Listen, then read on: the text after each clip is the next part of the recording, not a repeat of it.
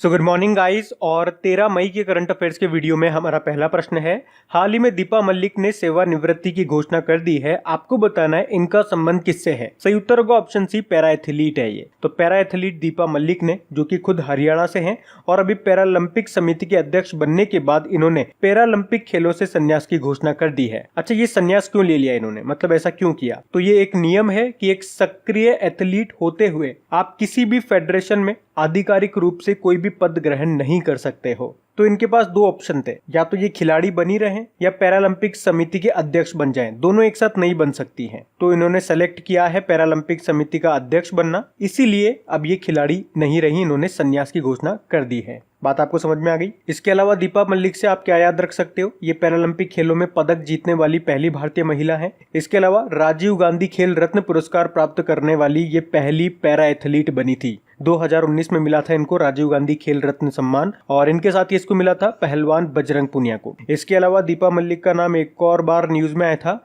जब योगेश्वर दत्त, पहलवान योगेश्वर दत्त के साथ इनको अखिल भारतीय खेल परिषद, all India council of sport में शामिल किया गया था। तो ये प्रश्न इंपॉर्टेंट रहेगा, इसको याद रखना। बढ़ते हैं आगे।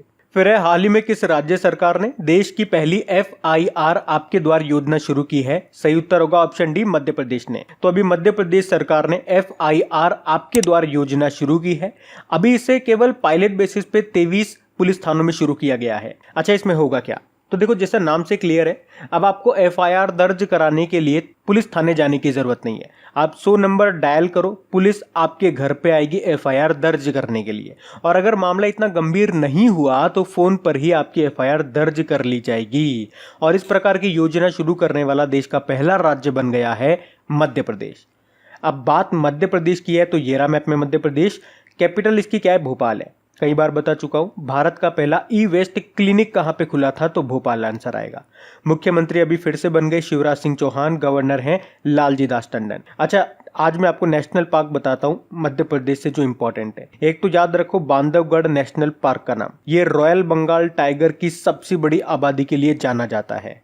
और कौन कौन से इंपॉर्टेंट है यहाँ पे? कान्हा नेशनल पार्क हो गया, पन्ना नेशनल पार्क हो गया, सतपुड़ा नेशनल पार्क है यहाँ पे, माधव नेशनल पार्क है, पेंच नेशनल पार्क है, वन विहार नेशनल पार्क है यहाँ पे, एक संजय नेशनल पार्क भी यहाँ पर है। अच्छा, एक संजय गांधी नेशनल पार्क और है, लेकिन वो है महाराष्ट्र में। संजय नेशनल पार्क तो मध्य प्रदेश में और संजय गांधी नेशनल पार्क आपके महाराष्ट्र में है। और करंट अफेयर से कुछ पॉइंट आपको रिवाइज कराऊं तो अभी संजीवनी वाहन को लॉन्च किया था, शुरू किया था मध्य प्रदेश सरकार ने। उसके अलावा कोविड-19 योद्धा कल्याण योजना शुरू की थी, जीवन अमृत योजना शुरू की थी, जीवन शक्ति योजना शुरू की थी।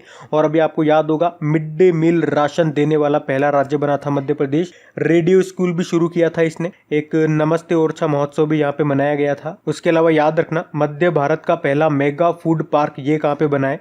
ये बना है मध्य प्रदेश के देवास में। और खजुराहो के मंदिर प्रश्न पूछा जाता है कहाँ पर है? तो मध्य प्रदेश में है। अच्छा, देश का पहला और दुनिया का दूसरा इन्फेंट्री म्यूजियम ये कहाँ पे खुलेगा? इंदौर में खुलेगा।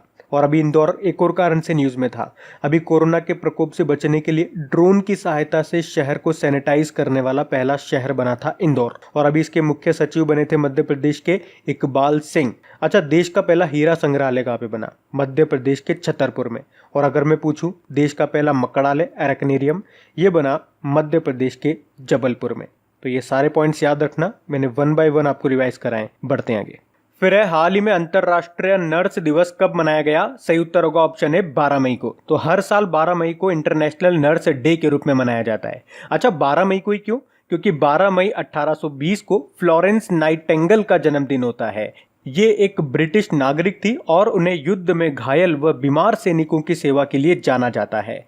इन्हें लेडी विद द लैम्प भी कहा जाता है। और इन्हें 1909 में freedom of the city of London पुरस्कार से सम्मानित किया गया था और ये इस पुरस्कार को जीतने वाली पहली महिला बनी थी। अच्छा, एक प्रश्न मैं आप लोगों से पूछना चाहूंगा, आप लोग बताओ the Nightingale of India, Bharat की कोकिला किन्हें कहा जाता है? और जो भी आपका आंसर होगा ना, उनके जन्मदिन को अपन एक इंपॉर्टेंट डे भी मनाते हैं, वो भी आप मुझे बताओ। तो बेसिकली घुमा फिरा करके मैंने आप लोगों से 3 प्रश्न पूछ डाले। पहला प्रश्न ये हो गया कि नाइटिंगेल ऑफ इंडिया, भारत की कोकिला किसे कहते हैं, उनका जन्मदिन कब होता है? और उनके जन्मदिन को कौन सा इंपॉर्टेंट डे मनाते हैं। देखते हैं कौन कौन तीनों प्रश्न के सही उत्तर देता है। बाकी इस प्रश्न से एक और इम्पॉर्टेंट प्रश्न बन सकता है कि इसकी थीम क्या रही इस बार की। तो इसकी थीम रही है nurses a voice to lead nursing the world to health. अच्छा, वैसे आपको याद आया होगा WHO वर्ल्ड हेल्थ ऑर्गेनाइजेशन ने 2020 को नर्स एंड मिडवाइफ्स के अंतरराष्ट्रीय वर्ष के रूप में घोषित किया था। और मिडवाइफ्स डे कब मनाते हैं? इंटरनेशनल मिडवाइफ्स डे, मिडवाइफ मतलब होता है दाई माँ, वो हमने मनाया 5 मई को। अब इंपॉर्टेंट डे वाला क्वेश्चन है, तो चलिए मई के सारे इंपॉर्टेंट डे रिवाइज करवाता हूँ आपको।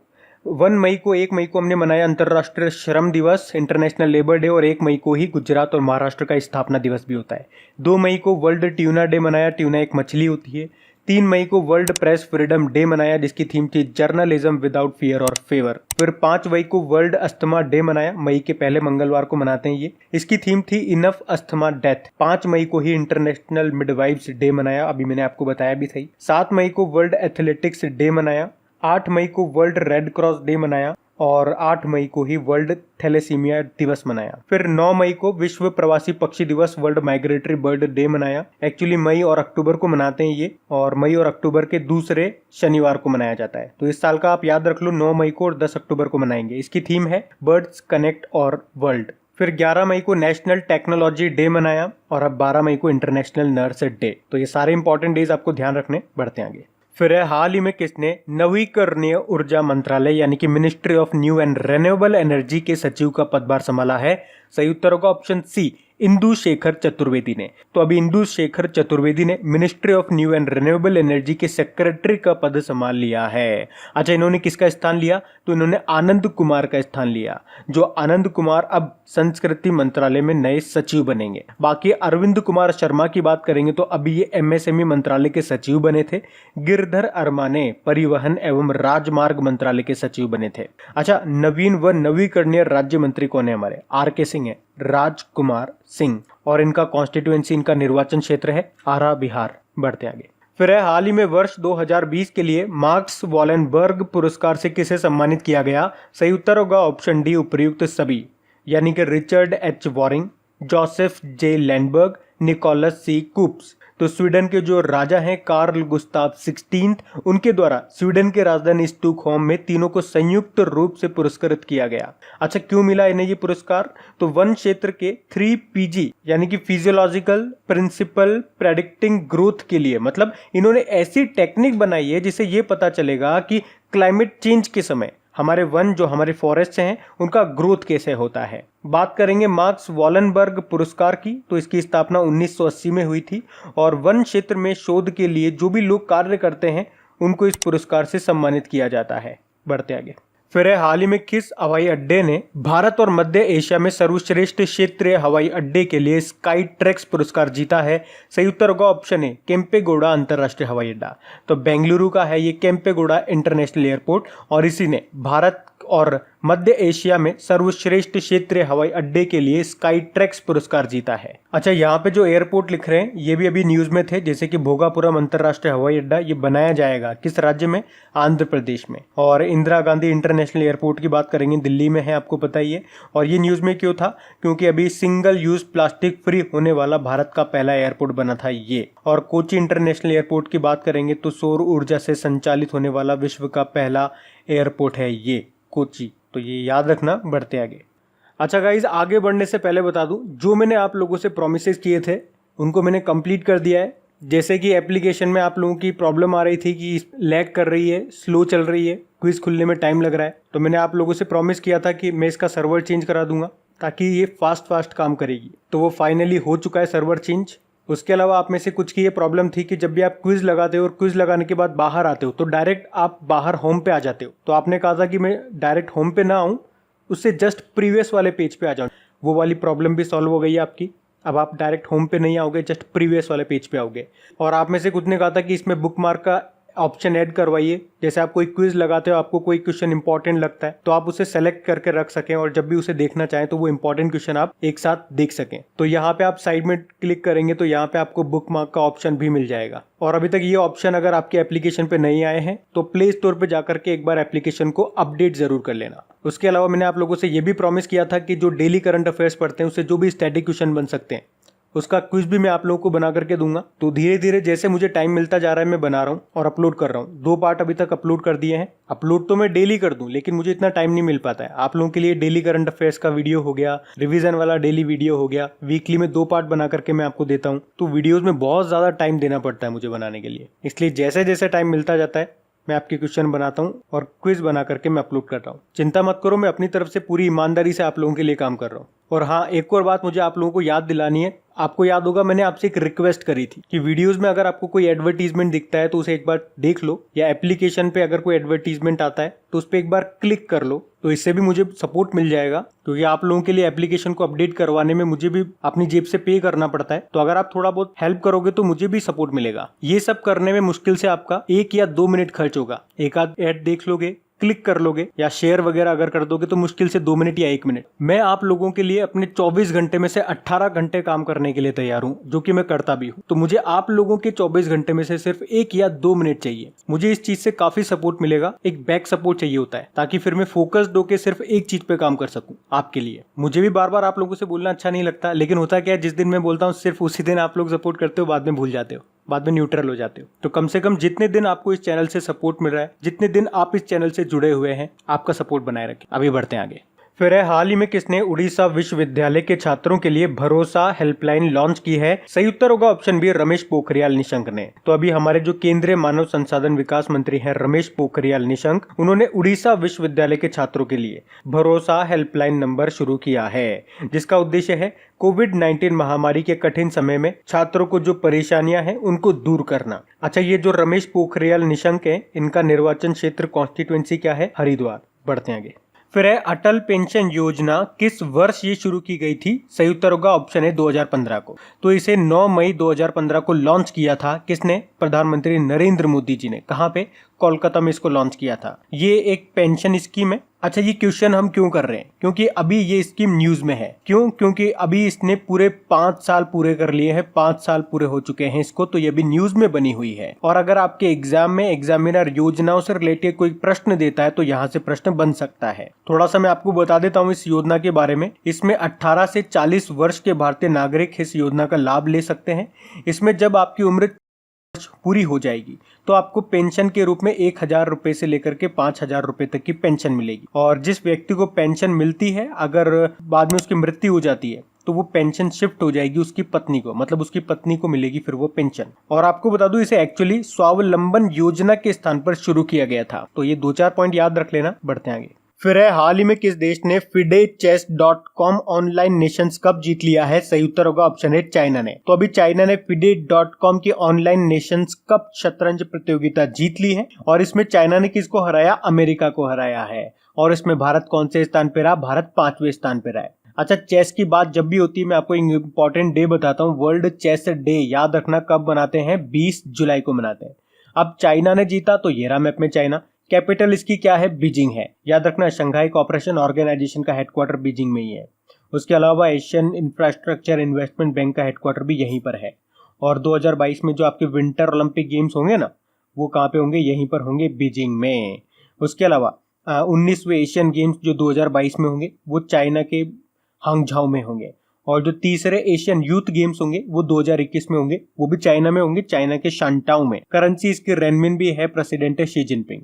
अच्छा, भारत और चाइना के बीच की जो बॉर्डर लाइन है उसको क्या कहते हैं? मैक मोहन रेखा कहते हैं। वहीं पाकिस्तान भारत के बीच की लाइन को क्या कहते हैं? रेड क्लिफ लाइन कहते हैं। और अभी आपको याद भी होगा, अंतरराष्ट्रीय पेटेंट फिलिंग में टॉप पे रहा था चाइना और दूसरे नंबर पे रहा था यूएसए। उसके अलावा भी चाइना ने अपनी डिजिटल करेंसी भी लॉन्च की है, DCEP नाम से, यानी कि डिजिटल करेंसी इलेक्ट्रॉनिक पेमेंट। और अभी आपको याद होगा चाइना ने सफलतापूर्वक लॉन्ग मार्च 5B रॉकेट को लॉन्च किया था। और उससे पहले चाइना ने कहा था कि वो अपने पहले मार्स एक्सप्लोरेशन यानी कि मंगल अन्वेषण मिशन को इस साल के अंत तक लॉन्च करेगा। और उसका नाम क्या रखा था? तियानवेन-1। बढ़ते हैं आगे। फिर है, हाल ही में प्राण वायु नाम से श्वसन स्वास्थ्य यानी कि रेस्पिरेटरी हेल्थ जागरूकता कार्यक्रम किस भारतीय शहर में शुरू किया गया? सही उत्तर होगा ऑप्शन बी, बेंगलुरु में। तो बेंगलुरु सिटी कॉरपोरेशन ने लोगों की श्वसन स्वास्थ्य यानी कि रेस्पिरेटरी हेल्थ के बारे में लोगों को जागरूक करने के लिए ये प्राण वायु कार्यक्रम शुरू किया है। और इस कार्यक्रम का मेन उद्देश्य यही है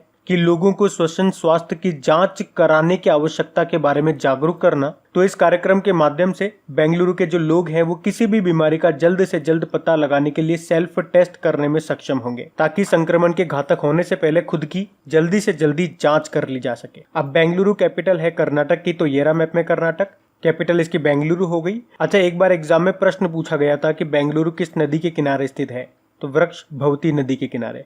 काफी सारी ऑर्गेनाइजेशंस के यहाँ पे हेडक्वार्टर हैं, जैसे कि इन्फोसिस का है, विप्रो का है, इसरो का है और हिंदुस्तान एरोनॉटिकल लिमिटेड का भी यहीं पर है। उसके अलावा आपको याद होगी अभी एक रिपोर्ट आई थी जिसमें बताया था कि 2019 में डिजिटल लेन देन में सबसे आगे कौन सा शहर रहा था, तो आंसर होगा बेंगलुरु। उसके अलावा आपको याद होगा कर्नाटक ने ही निकोटीन को क्लास ए पॉइजन के रूप में चिन्हित किया था और कोरोना वॉच एप्लीकेशन भी इन्होंने लॉन्च की थी, जबकि आप्त मित्र मोबाइल एप्लीकेशन को भी इन्होंने ही लॉन्च किया था और नमस्ते ओवर हैंडशेक कार्यक्रम भी इन्होंने ही कर्नाटक ने ही शुरू किया था। इसके अलावा एक और पॉइंट याद रख लो कि इसरो जो है वो देश का पहला अंतरिक्ष प्रशिक्षण केंद्र कर्नाटक के चित्रदुर्ग जिले के चेलकेरे में बनाएंगे। ये पॉइंट इंपॉर्टेंट है, याद रखना। बढ़ते आगे। फिर है, हाल ही में किस राज्य की सरकार ने पुलिस कर्मियों को कर्मवीर पदक से सम्मानित करने की घोषणा की है? सही उत्तर होगा ऑप्शन सी, मध्य प्रदेश सरकार ने। तो कर्मवीर पदक ये दिया जाता है मध्य प्रदेश सरकार के द्वारा। तो इन्होंने अभी घोषणा की है कि जिन भी पुलिस कर्मियों ने कोविड-19 के दौरान अपनी सेवाएं दी है उन्हें कर्मवीर चक्र से सम्मानित किया जाएगा। अब बात मध्य प्रदेश की है, तो मध्य प्रदेश को अपन स्टार्टिंग में ही देख चुके हैं, तो अभी बढ़ते हैं आगे। फिर है, हाल ही में CSIR ने किस नाम से एक नॉन इन्वेसिव वेंटिलेटर बनाया है? सही उत्तर होगा ऑप्शन ए, स्वास्थ्य वायु। तो अभी बेंगलुरु में स्थित है जो CSIR नेशनल एरोस्पेस लेबोरेटरी ने कोविड-19 मरीजों के इलाज के लिए एक गैर इन्वेसिव वेंटिलेटर बनाया है और इसका नाम रखा है स्वास्थ्य वायु। अच्छा, अभी कुछ वेंटिलेटर जो इंपॉर्टेंट न्यूज में रहे थे मैं आपको रिकॉल कराता हूँ। जैसे कि IIT बॉम्बे ने कम लागत वाला एक वेंटिलेटर बनाया था, उसका नाम रखा था रूहदार। नासा ने बनाया था वाइटल नाम से वेंटिलेटर। IIT रुड़की ने प्राण वायु नाम का वेंटिलेटर बनाया था। IISc बेंगलुरु ने प्रोजेक्ट आयु नाम से वेंटिलेटर बनाया था। IIT हैदराबाद ने जीवन लाइट नाम का वेंटिलेटर बनाया था और भारतीय रेलवे बना रही है जीवन नाम का ventilator Kapurthala rail coach factory में। अच्छा, CSIR की बात करेंगे, इसकी फुल फॉर्म होती है council of scientific and industrial research. और अभी आपको याद होगा CSIR क्यों क्यों न्यूज में था। अभी इसने किसानों के लिए किसान सभा एप्लीकेशन को लॉन्च किया था और उसके पहले इसने CSIR ने फेलुदा नाम से कम लागत वाली कोविड-19 टेस्ट किट भी तैयार की थी।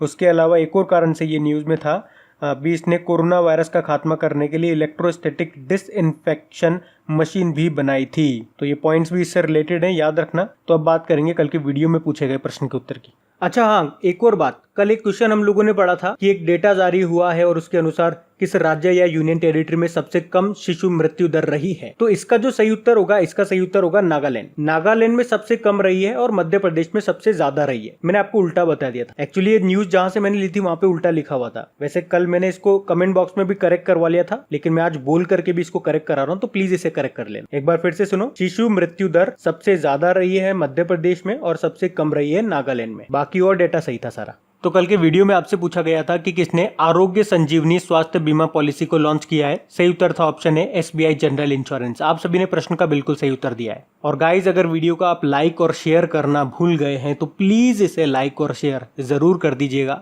कम से कम हर स्टूडेंट इस वीडियो को अपने एक स्टडी ग्रुप में अपने एक दोस्त के साथ में शेयर जरूर करना।